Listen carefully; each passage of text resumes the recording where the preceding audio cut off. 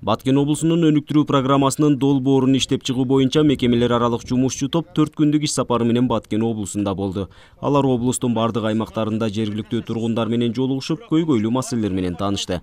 Мындан ары Баткенге өзгөчө макам берүү мыйзам долбоорунун алкагында кыска жана узак мөөнөттө аткарыла турган ишмерчемдер түзүлөт. Программада көрсөткөндө дагы бул маселелерди негизги деп туруп анан кыска мөөнөттө коебуз. Андан сырткары кыска мөөнөттө кабыл алчу бул мыйзам долбоорлору, жанагы иштелип чыккан 4 мыйзам долбоору бул салык кодексине, инвестиция кодексине, жанагы мамлекеттик муниципалдык көрсөтүлгөн кызматтар боюнча сунуу эмелер өзгөртүүлөрдүн баарын тез арада кабыл алыш керек. Сунуштарды эске алгандан кийин өзгөрүү жакшы болот да. Мисалга алганда бүгүнкү күнгө чейин жогорку кеңештен же бийлик тараптан кабыл алган закондор иштебей келген. Себеби ал Бишкектегилер барго өздөрү закон алган. Ал эми бүгүнкү күндөгү азыр кабыл алынып аткан закондор иштеп кетет деген үмүтүбүз чоң. Себеби булар биз менен макулдашып туруп анан закон кабыл алып ататтар да. Кыска мөөнөттө аткарылчу жумуштарга апрель айынын аягында жүз берген каргашалуу окуядагы талкаланган турак жайларды, социалдык объектилерди калыбына келтирүү каралган.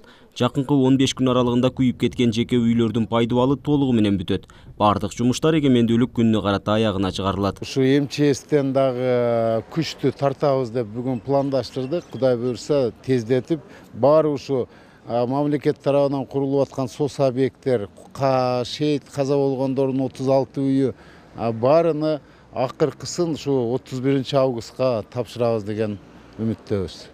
Жумушчу топтун курамындагы министрликтердин өкүлдөрү облустагы көйгөйлөр менен жеринде таанышкан соң өз сунуштарын даярдашат.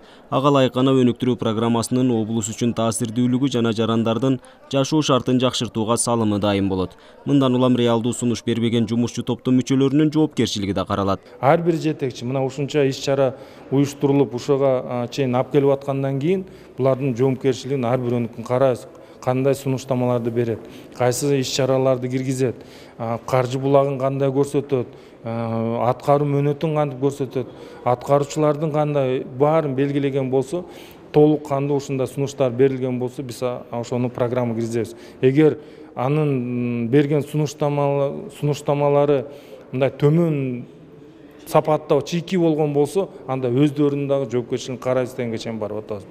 Эскерте кетсек, май айында президент Садыр Жапаров Баткен облусунун чек арадагы айылдарын калыбына келтирүү жана өнүктүрүү боюнча биринчи кезектеги чаралар жөнүндөгү жарлыкка кол койгон. Июнь айынын ортосунда Жогорку кеңеш Баткенге өзгөчө макам берүү мыйзам долбоорунун биринчи окуудан кабыл алган. Нургазы Жайнаков, Рысбек Мазайт уулу, Ала Тоо 24, Баткен облусу.